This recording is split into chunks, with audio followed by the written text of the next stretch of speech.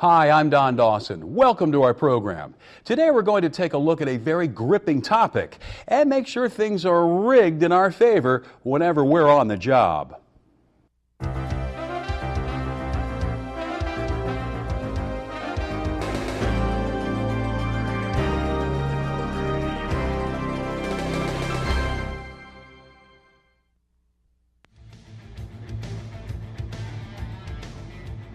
From freight to equipment to building supplies, loads come in all shapes and sizes. And there are many different ways they can be rigged so that a crane can lift them. If we miss a step in the rigging process, things could go seriously wrong. As we all know, anytime we're dealing with cranes, it can be dangerous.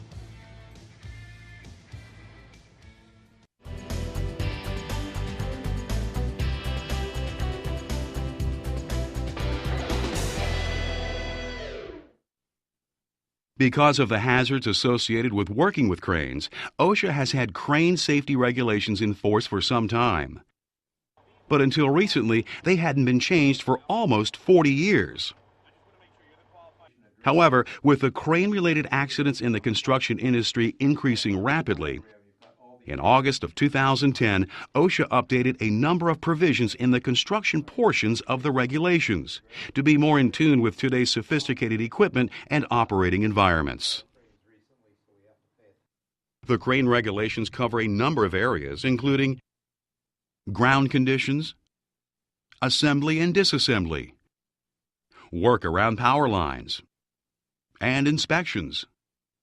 They also address signaling, fall protection, work area control, operator certification, qualifications for signal persons and maintenance personnel, and training. While you should be familiar with all of the provisions of the crane regulations that affect you and the people that you work with, some of the recent changes in the regulations are particularly notable. Before a crane is positioned or assembled, it must be verified that the ground conditions are firm, drained, and graded so that the crane can set up safely. Crane assembly, disassembly, and setup must be overseen by personnel who are competent and qualified. There are new restrictions as to how far a crane must be from power lines when it is being assembled, operating, or traveling. Generally, it must be 20 feet away at all times, but this can vary depending on the amount of current going through the lines. By November 10, 2014, all crane operators must be certified by an accredited testing organization, a licensed government agency, or through a qualified employer program. Signal persons must be qualified by either a third-party qualified evaluator or their employer's own qualified evaluator, based on the criteria OSHA has specified in the regulation. And maintenance employees can only operate a crane as they work on it if they're familiar with how that specific type of crane functions, or they're directly supervised by a qualified or certified crane operator. The first step to preventing accidents is preparation. Let's begin by taking a close look at a unique set of signals that are used in the rigging process.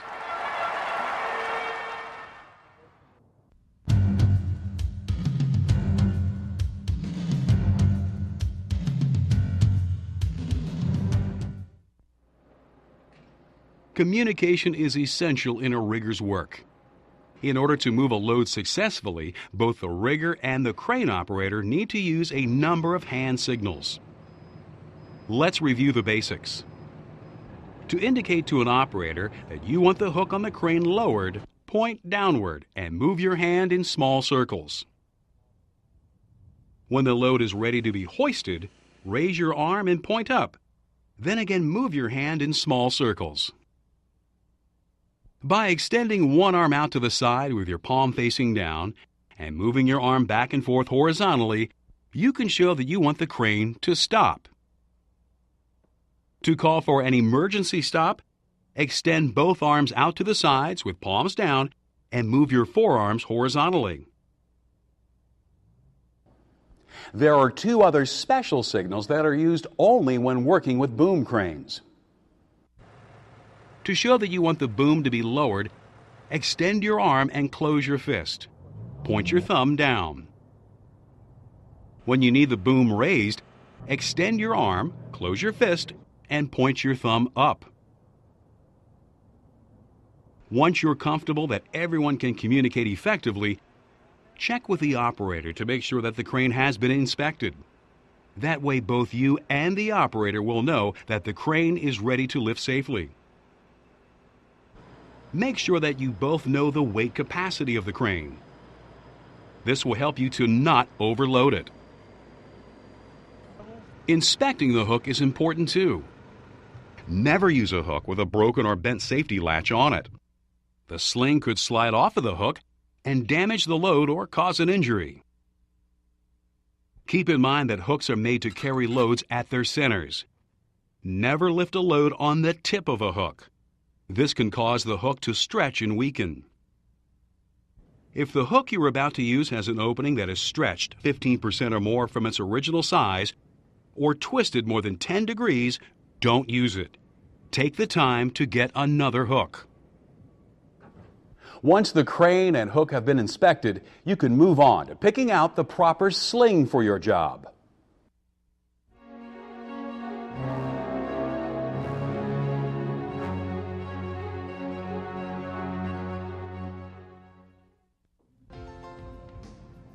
Slings are used to carry a load.